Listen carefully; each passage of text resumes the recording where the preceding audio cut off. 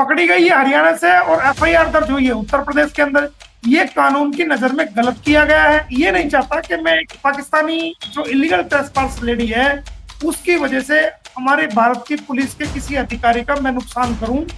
बच्चों को तो पट्टी पढ़ा चुका है वो, और बच्चों को क्या क्या के ट्रेंड किया है कि बेटा अगर तुम ऐसा नहीं बोलोगे तो तुम्हारी माँ को ये हो जाएगा। कोई भी शादी का सर्टिफिकेट जो सीमा हैदर का जिसने भी दिया वो देखना, उसकी नौकरी खा जाऊंगा।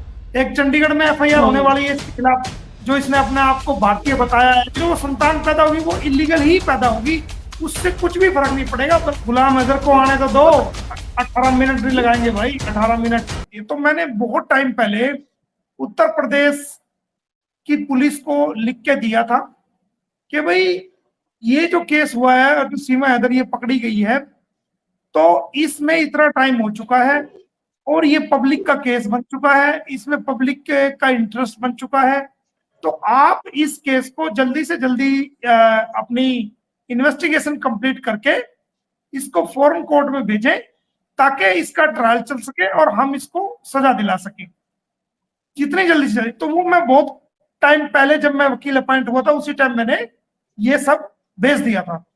अब मैं दूसरा जो मैंने काम तैयार किया है ये किया है कि मैं इस मामले में जो उत्तर प्रदेश के हायर अथॉरिटीज है, एडमिनिस्ट्रेटर जो पुलिस डिपार्टमेंट है या गवर्नमेंट ऑफ उत्तर प्रदेश है उनको, प्लस जो गवर्नमेंट ऑफ हरियाणा है और जो गवर्नमेंट ऑफ जो ना ये पुलिस ऑफ हरियाणा है, उनके जो चीफ ऑफिसर्स है, इन चारों लोगों को मैं कल या परसों तक जो है वो रिप्रेजेंटेशन एक दे दूंगा कि इतना टाइम पहले ये यहाँ से हरियाणा से पकड़ी गई थी और पकड़े जाने के बाद मामला जो दर्ज हुआ वो यूपी में हुआ, जो कि कानून की लैंग्वेज में गलत दर्ज हुआ। वो मामला हरियाणा में ही दर्ज होना चाहिए था, या तो पहले से मामला कोई दर्ज होता ही उत्तर प्रदेश के अंदर तो अरेस्ट उसकी कहीं से भी हो सकती थी, उसमें फिर वो मामला उत्तर प्रदेश में ही चलना था।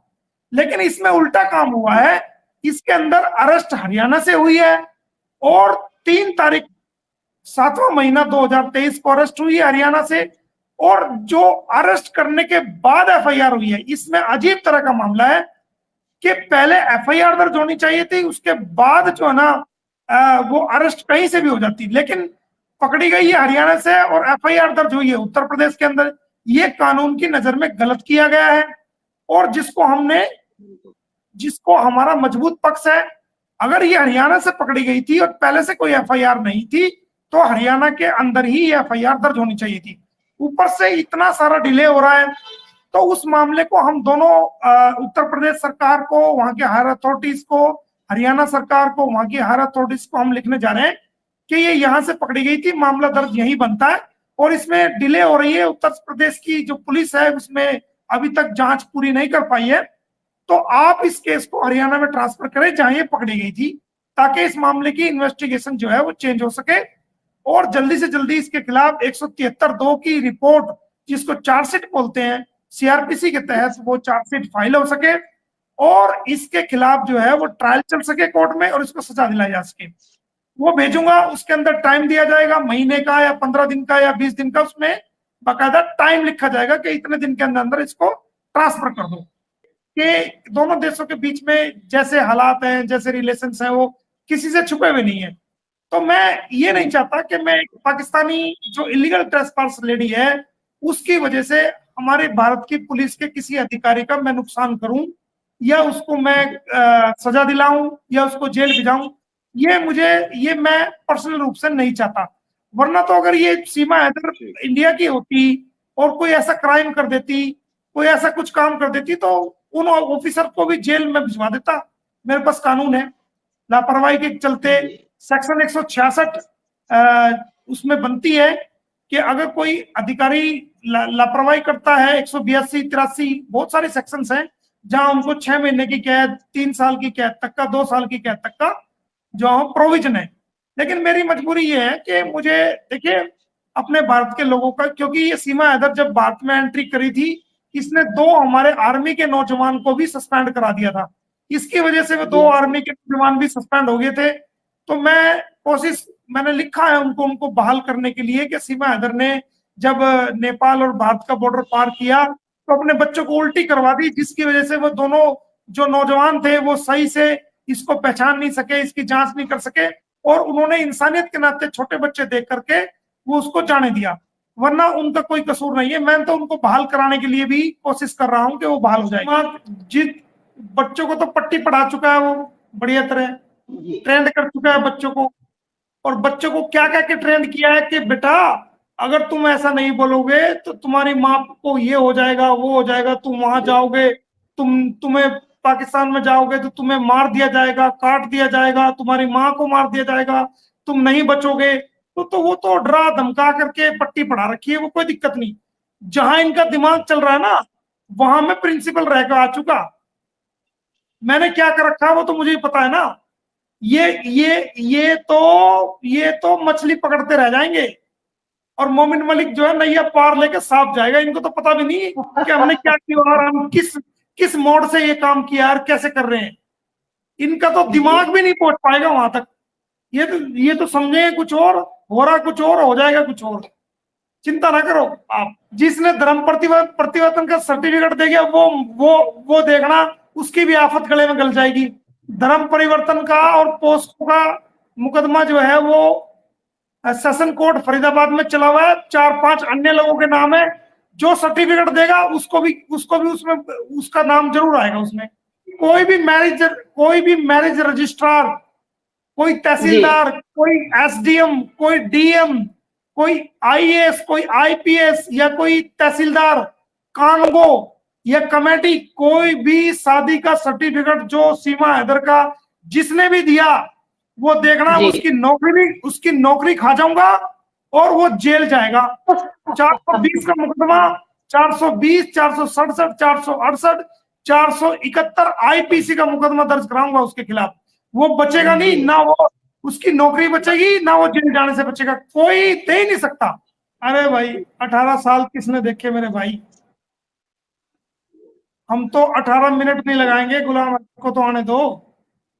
18 साल का इंतजार क्यों करें हम, गुलाम हैदर को आने तो दो। 18 मिनट नहीं लगाएंगे भाई, 18 मिनट।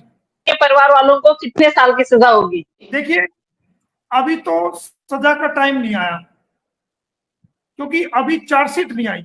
जो सेक्शंस लगी हुई है उनके अंदर 7 साल, 5 साल से 7 साल तक का प्रोविजंस हैं। जो सेक्शंस जो अब तक की सेक्शन 212 है, सेक्शन 176 आईपीसी है, 212 आईपीसी है, 120 डी आईपीसी है, सेक्शन 14 फॉरेनर्स एक्ट है 1946। ये सेक्शन 4-5 लगी हुई है, लेकिन इनके अंदर 5 से 7 साल तक का प्रोविजन है उनकी सजा देने के लिए।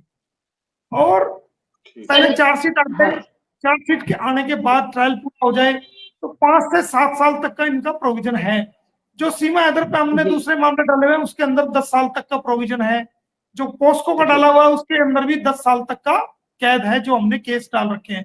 तो इनको तो हमने सही तरीके से इनके 10-10 साल तक की केस पे ये फंसे हुए हैं। जो धर्म परिवर्तन करवाया इन्होंने, बच्चों के साथ गलत किया, तो ये कम से कम उस केस में भी 10 साल के लिए जाएंगे, और 7 साल, 5 से 7 साल इस जो एफआईआर हो चुकी है उसमें जाएंगे।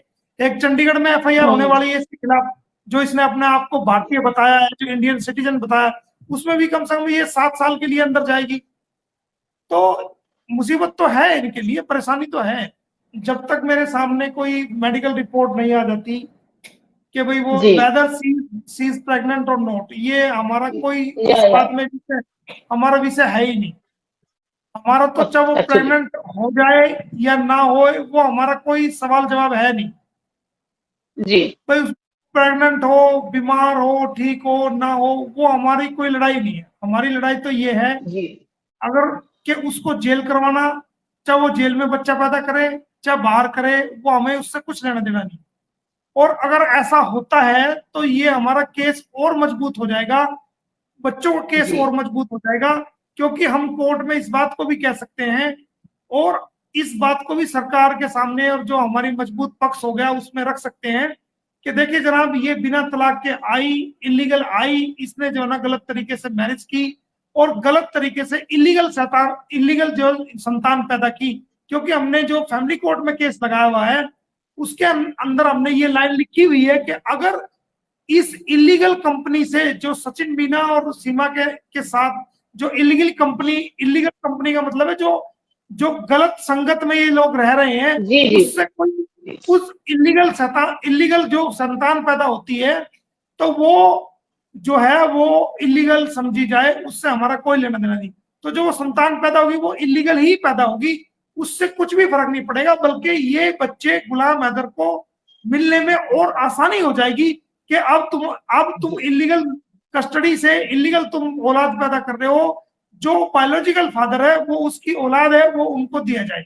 तो ये हमारा और मजबूत पक्ष होगा।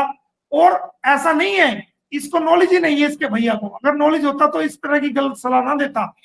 अगर ये औलाद, इससे 4 बच्चों का जीवन पहले ही तलवार लटकी हुई थी, उनका जीवन अंधकार में किया हुआ है इन्होंने, जो 5वें बच्चे का जीवन तो इन 4 बच्चों से भी ज्यादा नरक बनने वाला है, क्योंकि ये जेल जाएगी। अगर वो जेल के अंदर पैदा होगा तो बड़ा हो गया वो अपराधी बनेगा, अगर जो जेल में पैदा हुआ तो। और अगर ये जेल की सजा भुगतने के बाद ये डिपोर्ट होगी तो वो बच्चा जो है ना, फिर वो क्या करेगा, वो बच्चा उससे अलग होगा तो उसको डिपोर्ट होना पड़ेगा। तो इन्होंने उस बच्चे की जिंदगी को भी जो है, अगर ऐसा सच है, उस बच्चे की लाइफ को भी स्पॉइल, पैदा होने से पहले ही उसकी तकदीर जो है स्पॉइल कर दी है, उसके लिए गलत जो है वो फैसला लिया।